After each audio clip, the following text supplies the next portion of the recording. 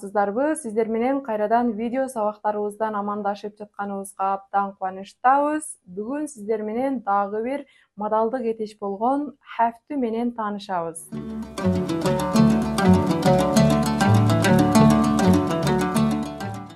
Модалдык этиш have to сүйлөмдө кыймыл аракетти милдеттүү түрдө кылуу керек учурда колдонулат.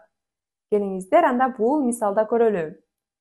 You have to get a visa if you want to go to China. You have to get a visa if you want to go to China. Сиз Кытайга баргыңыз келсе, виза алышыңыз керек. Виза албасаңыз, Кытайга бара албайсыз. Сизди чек арадан же аэропорттон өткөрүшпөйт. Милдеттүү түрдө виза алышыңыз керек. Демек, have to кыймыл аракетти милдеттүү түрдө кылуу керек учурда колдонулат. Have to жекелик санда биринчи жак I, жекелик санда экинчи жак you, көптүк санда биринчи, экинчи, үчүнчү жактар we, you, they менен колдонулат.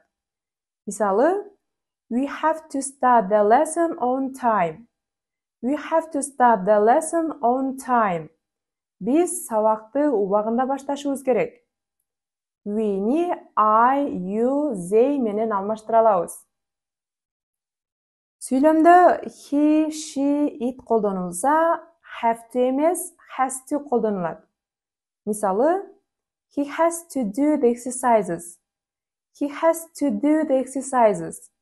Ал көнүгүүлөрдү аткарыш керек. Ал көнүгүүлөрдү жасаш керек. He'ни she, it менен алмаштыра алабыз. Have to'ну have менен алмаштырбаңыздар. Have to бул модалдык этиш, ал эми have бар болуу этиши. Келиңиздер бул сүйлөмдөрдө салыштырып көрөлү. They have to work till 5. They have to work till 5. Алар саат 5ке чейин иштеши керек. They сүйлөмдүн ээси have to модалдык этиш, work негизги этиш. Бул сүйлөмдө модалдык этиштен кийин негизги этиш колдонулуп жатат. Кийинки сүйлөм I have a car. I have a car. Менин машинам бар. I сүйлөмдүн ээси have бар болуу этиши a car. Машина зат атооч. Бул сүйлөмдө have бар болуу этишинен кийин зат атооч колдонулуп жатат. Келиңиздер анда бул таблицага көңүл буралы. Жогоруда да айтып өткөнбүз, have to жекелик санда биринчи жак I, жекелик санда экинчи жак you, көптүк санда биринчи, экинчи, үчүнчү жактар we, you, they менен колдонулат. Ал эми he, she, itте have to эмес, has to колдонулат. I have to register. I have to register. Мен катталышым керек. Бул жөнөкөй учурчактагы сүйлөм. I сүйлөмдүн ээси have to. Модалдык этиш, register негизги этиш, каттоо, катталуу деп которулат. Негизги этиштин алдында модалдык этиш болгон have to'ну колдонуу менен мен катталышым керек деген маанини берип жатабыз. You have to work. You have to work. Сиз иштешиңиз керек. We have to fly at 12. We have to fly at 12. Биз саат 12-де учушубуз керек. You have to sign. You have to sign. Сиздер кол коюшуңуздар керек. They have to study at school. They have to study at school. Алар мектепте окушу керек. He has to come. He has to come. Ал келиши керек. Бул жөнөкөй учурчактагы сүйлөм. He сүйлөмдүн ээси has to модалдык этиш, come негизги этиш, келүү деп которулат. Негизги этиштин алдында модалдык этиш болгон has to'ну колдонуу менен ал келиши керек деген маанини берип жатабыз. Айтып өткөндөй эле he, she, itте have to эмес, has to колдонулат. She has to park the car here. She has to park the car here. Ал машинаны ушул жерге токтотушу керек. It has to start. It has to start. Ал башташы керек. Жекелик санда үчүнчү жакта he, she, it'те has to колдонулат. Ал эми калган ата тобуштор менен have to колдонулат.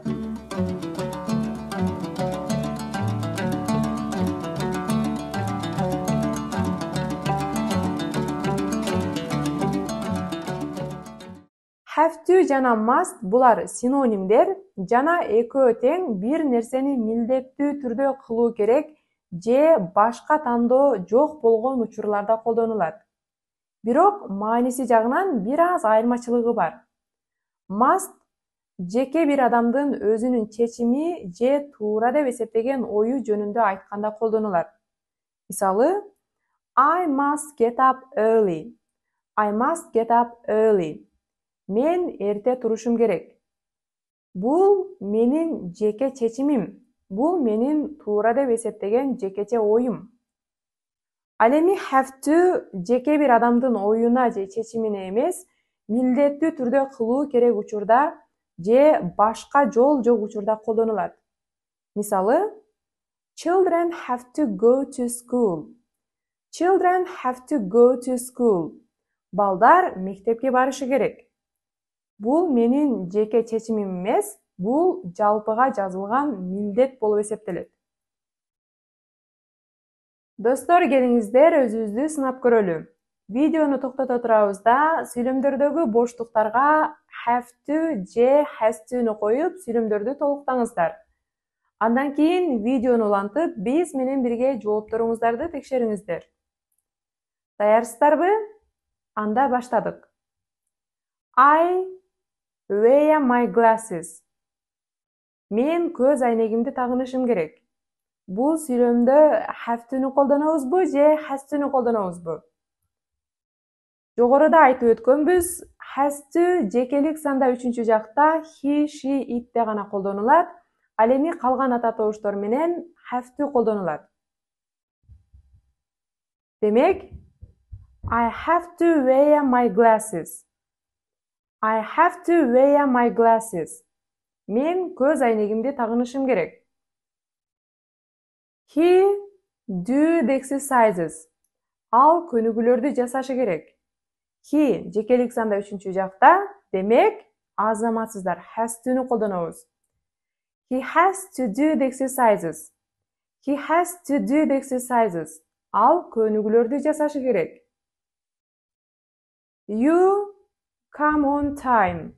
Сиз убагында келишиңиз керек. You жекелик санда экинчи жак, демек have to'ну колдонобуз. You have to come on time. You have to come on time. Сиз убагында келишиңиз керек. My sister wear a suit at the meeting. Менин эжем жолугушуда костюм кийиши керек. My sister. Менин эжем. Ал. Демек, жекелик санда үчүнчү жакта has to'ну колдонобуз. My sister has to wear a suit at the meeting. My sister has to wear a suit at the meeting. Менин эжем жолугушуда костюм кийиши керек. We fly at 9. Биз 9да учушубуз керек. We көптүк санда биринчи жак, демек have to'ну колдонобуз. We have to fly at 9. We have to fly at 9. Биз 9да учушубуз керек.